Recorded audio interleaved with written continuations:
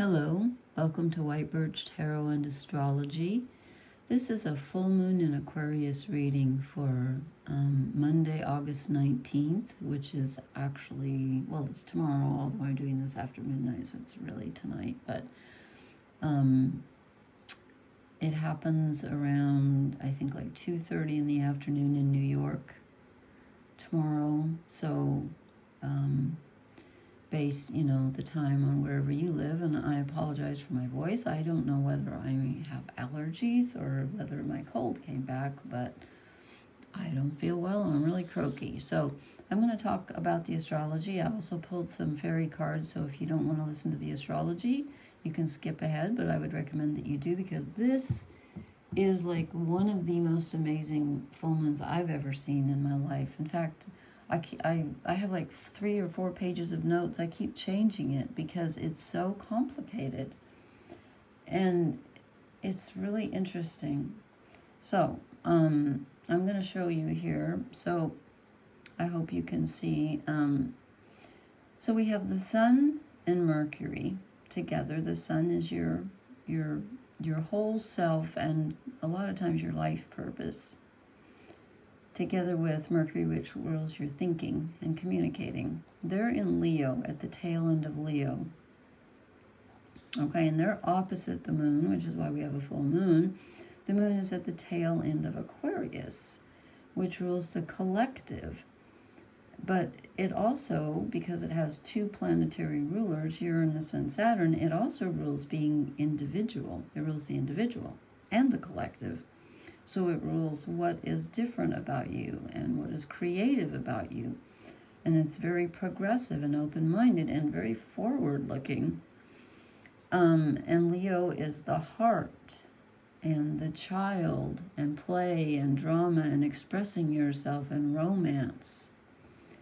So, and I keep getting them mixed up because I always think of the moon being more comfortable in Leo than in Aquarius, and I keep thinking it's the other way around, and but it isn't. So, so we have, and to make things more interesting, they are exactly squaring Uranus, which rules sudden change. And again, Uranus rules Aquarius, one of the rulers. It rules, progressive thinking and everything I just said about Aquarius.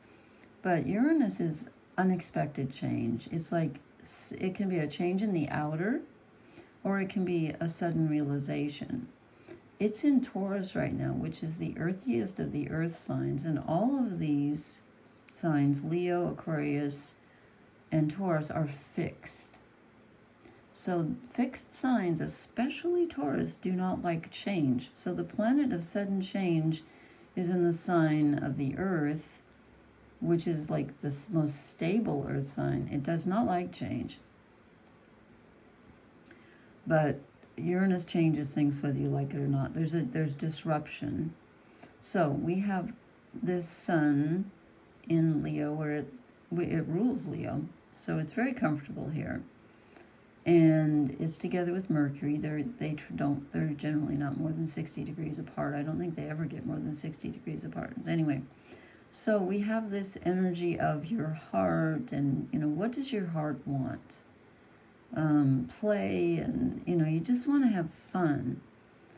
And then the moon, the full moon, illuminates something that you didn't notice before. And again, it's in Aquarius, which is like, where are you different? And it's kind of future oriented. So I feel like what this is saying is, you might have a sudden realization about what you want to do, how you want to express yourself, first of all, and standing up for your personal eccentricities. Your sense of self might be being challenged at this time by others. And I'll show you why. There's 2 places in here. And you need to stand up for yourself and be true to what your heart tells you. And the moon in Aquarius gives you the opportunity to step back just a bit and take a look at, your heart's desires. And also, it helps you find the groups to whom you belong. Like the groups of people, institutions, or, well, that's more Capricorn, but like groups, like friendship groups, or groups that you choose, not so much governments and that kind of groups, but groups that you choose. This shows you which ones are really aligned with your emotions and which ones aren't. And you're going to have there's going to be some disruption in those areas of you expressing yourself, your emotions. What's true to your heartfelt emotions may not resonate with others, and you're going to stand up for yourself. You need to anyway. And then we have Venus, which rules all of our relationships, including our romantic ones.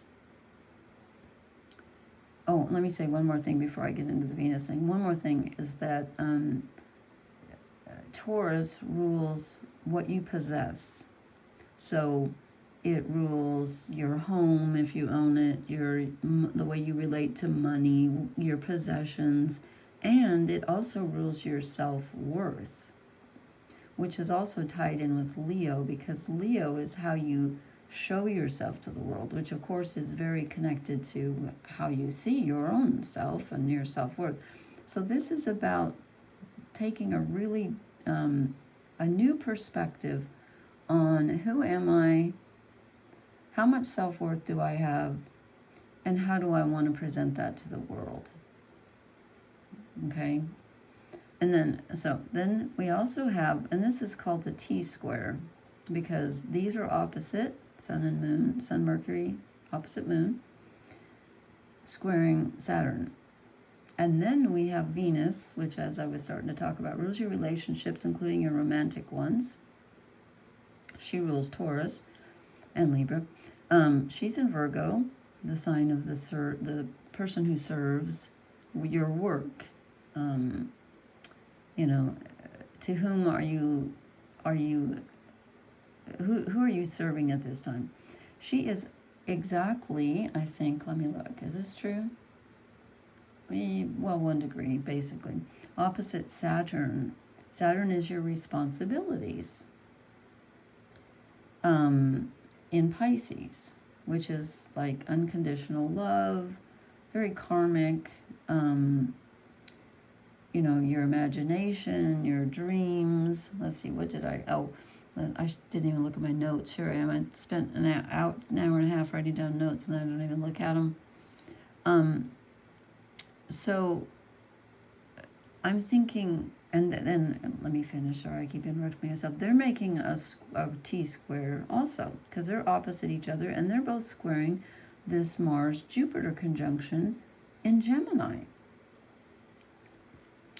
So, what does all this mean? So this is, with these two opposite each other, it's like, okay, what do I love? Who do I love? Who do I want to serve? And how? And Saturn is calling you to your responsibilities. And there can be an element of self-sacrifice because it's in Pisces. So watch out for that. And again, sometimes you have to sacrifice things for your loved ones. That's what love's all about.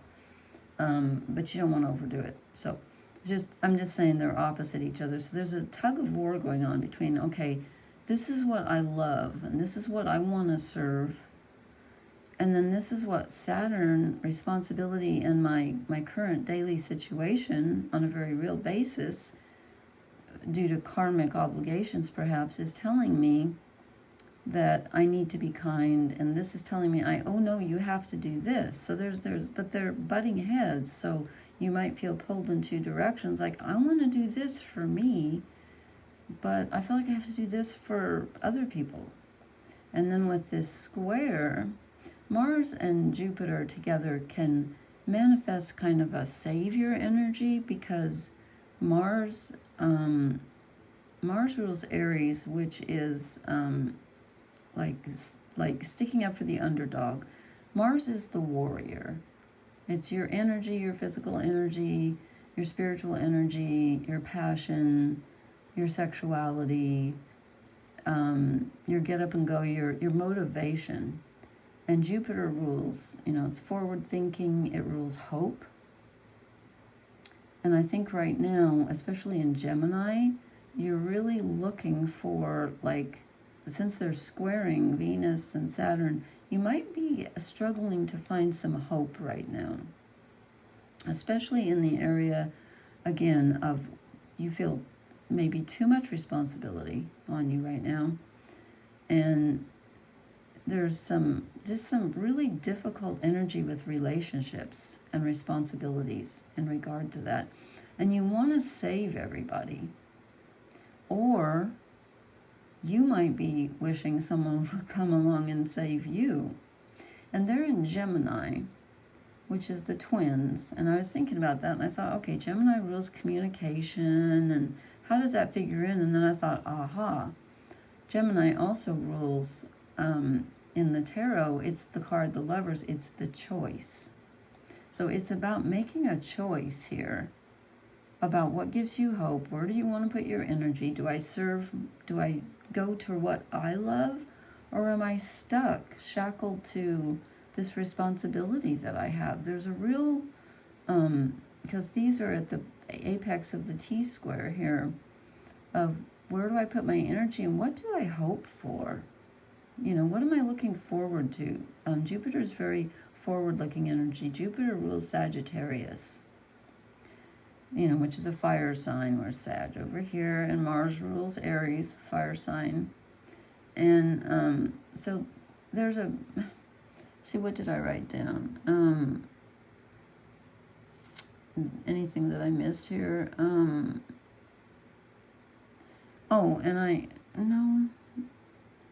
Yeah, it's about higher meaning. I guess I didn't talk about that, but I think I got most of it. So anyway, so put these together, and it's about taking a new look at changing your perspective on how you can, what kind of changes you want to make to your home environment, what you possess, and your self-worth, okay? And then thinking about who you're responsible to, okay? And then, interestingly, the three outer planets, which are Uranus, Neptune, and Pluto, they are all in a row. They're all 60 degrees from each other, which is called a sextile. So here's Pluto. Pluto's actually at 0 degrees Aquarius, but he's close enough to the end of Capricorn that I'm calling that, it's close enough. And let's see, why do they have this to Saturn? What is this? I'd have to add that up. Okay. Oh gosh, math at this hour. 30. Okay, it's making a semi-square. So Pluto and Saturn aren't exactly getting along, but I didn't even factor that in tonight. So here's Pluto, the god of the underworld. This is our death, transformation, and rebirth. Okay, we go 60 degrees over, because basically, again, Pluto's at 0 Aquarius, but it's close enough to the end of Capricorn because he's going retrograde. That's the other thing. We have Pluto, Neptune, Mercury, and Saturn all retrograde. Is that true? Somebody goes retrograde on the, hold on. Yeah, and Uranus goes retrograde on September 2nd, so we're getting there. So, where was I? So Pluto, you go forwards approximately 60 degrees, and you hit Neptune in Pisces at the last degree, which is very karmic. He's going backwards, but he's still at 29 because he moves so slowly. So here we have Neptune, who rules our imagination and what we dream of. And then we go 60 degrees ahead, and there's Uranus. So the three outer planets are like 60 degrees, 60 degrees. So then that means Pluto then is trining, which is very positive Uranus. So we have very transformative, changing energy, especially concerning what we can imagine for ourselves and what we see our future being and what we are dreaming of. and how we want to transform not only our lives, but ourselves, okay? So I hope that kind of makes sense. It's really, really a powerful full moon, and tomorrow, Monday, is the beginning of the Democratic National Convention here in the U.S., and of course, this is the first time we've ever had a candidate who is not only female, but she's a female of color. She's not 100% white. I mean, she's Indian, and as Donald Trump put it so brilliantly, because he's a goofball. He said she turned black. She was Indian, then she turned black. I didn't know people could turn black. She never said. She has always said she's half black and half Indian.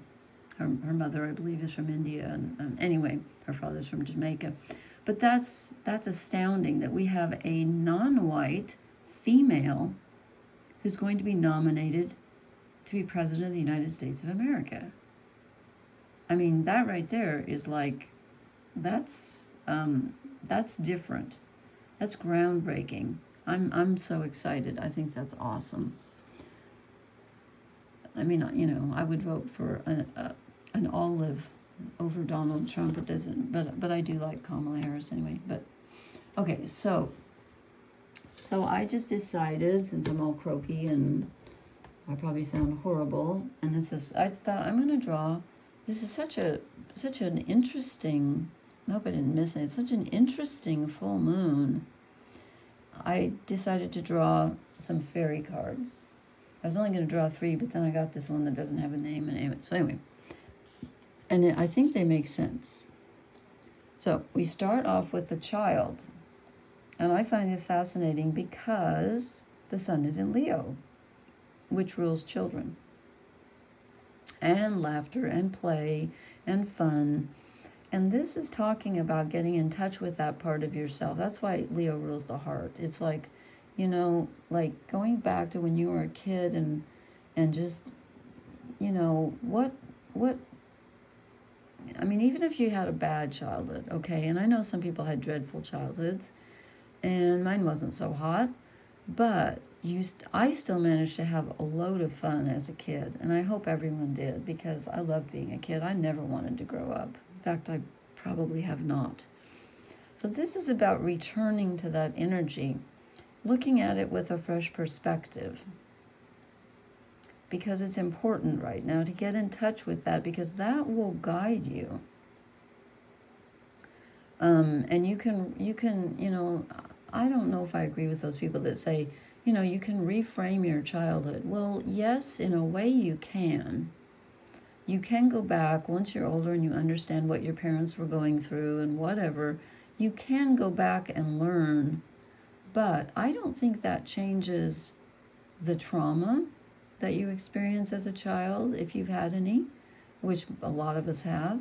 I don't think it changes the emotions that you had as a child. You can change the way that you look at your past now, but I don't think you can change the way you experienced it. You've already experienced it. Do you know what I mean? Oh, and I had a quote I was going to do about love, romance. Oh, well, this isn't a romance read. I'll save it for the next one. So this is about getting in touch with that. Okay, why is that important? Because we need to get in touch with that, because that goes very nicely with this. And I'm going to read this, or part of this, the returning. This is where someone walks out of a room, and then they go back in, and the room hasn't changed, but everything looks different because the person has completely changed. And that's what I'm talking about here. It's like, yeah, you go back and look at your childhood energy from a different perspective. And again, it doesn't mean it fixes everything, so don't go there. But it can give you some insight and change the way that you relate to your self-worth, for example. So let me find, I marked it here. Is that the card I've been looking for? Oh, thank goodness. I thought I lost something. Oh. Okay, this is profound change, new perspective, and understanding. The paths you follow flow into each other, and an end of one path is the beginning of another as you journey deeper into the heart of the realm. The returning is coming home, coming back to a place that is no longer only where you started from, but somewhere much more profound. You can't return and expect things to have remained the same while you were away. What was that? Who was that writer that said, was it Thomas Wolfe, who said you can never go home again? That's true. Everything shifts and changes, moving on and metamorphosing. Metamorphosing? They've got it spelled with an O. I would say metamorphosizing. Okay, I'm probably wrong. Whatever. Changing into something new. Okay, if you draw this, think about what it is that you really wish to change in your life. Visualize what would happen if you just walked out of the room for a moment and upon returning found that your understanding of a present situation had changed in a profound way. What would it take to make that happen? What could you do? How would you need to feel to shift your perspective? Sometimes by taking a moment to return to where you are now, you will be able to see the moment with greater clarity and insight, and the next step on your ongoing journey will become clearer as well. That describes the new moon perfectly, especially a new moon in Aquarius, because it's about the future. Okay.